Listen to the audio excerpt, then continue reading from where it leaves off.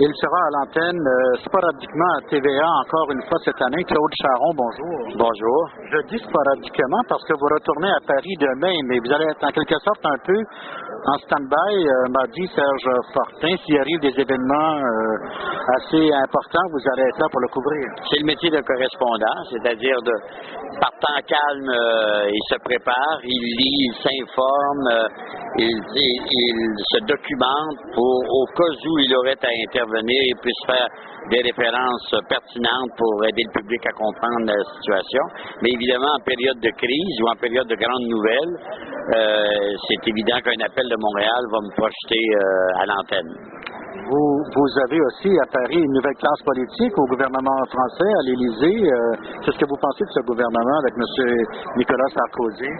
Bien, évidemment que la rupture, pour ne pas dire la révolution, constitue l'arrivée d'une nouvelle génération au pouvoir et d'un nouveau style plus américain que européen, en partage plusieurs. Mais je regarde simplement ce que rapporte le talent de Nicolas Sarkozy actuellement à son gouvernement. Et encore il y a quelques jours, on est aujourd'hui le 27 août, mais samedi dernier, le sondage dans les journaux parisiens indiquait qu'il atteint un taux de popularité sans précédent après 100 jours de mandat. Il est à 61% d'appui, ce qui est très fort en Europe. Très fort pour un gouvernement parce que les cultures politiques sont aussi très fortes. Donc, habituellement, pour que quelqu'un qui était de gauche en vienne à dire qu'il est satisfait du président de droite, il a fait un pas considérable. En terminant, Claude Charron, est-ce que je peux avoir votre opinion sur le fameux dossier au Québec des accommodements raisonnables? Oh mon Dieu!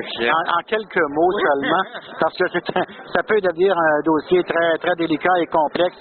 Mais je vais vous dire, c'est sûr que j'aurais pas le temps de vous donner toute mon opinion là-dessus, mais ce qui surnage dans mon esprit, surtout j'ai passé l'été ici au Québec, puis je me suis remis plus que jamais dans le bain, là, disons, c'est que je crois qu'on confond beaucoup les accommodements raisonnables qui sont nécessaires, qui ne doivent pas être non plus ridicules, avec la question générale de l'immigration. C'est-à-dire que les accommodements raisonnables, par exemple, à l'égard des Juifs hassidiques ou des musulmans installés ici depuis, n'ont rien à faire avec le nombre d'immigrants qu'on va laisser rentrer ou pas rentrer. Ce sont deux dossiers tout à fait distincts. Exactement. Mais je constate que dans l'opinion publique, on a certains politiciens en particulier ont trouvé intérêt à confondre les deux, ce qui ne devrait pas être le cas, tu sais. Parce que sur les accommodements raisonnables, par exemple, je peux être absolument plus catégorique et moins tolérant que je le serais sur la question de l'immigration. Moi, je veux ouvrir les portes, mais je ne veux pas céder ma culture en même temps. Et là, lorsqu'on confond les deux, les gens viennent à dire, parce que je suis contre les accommodements raisonnables, je suis aussi contre l'immigration, ce qui n'est pas vrai, ce qui ne devrait pas être. Il y a un danger à ce niveau-là. Absolument.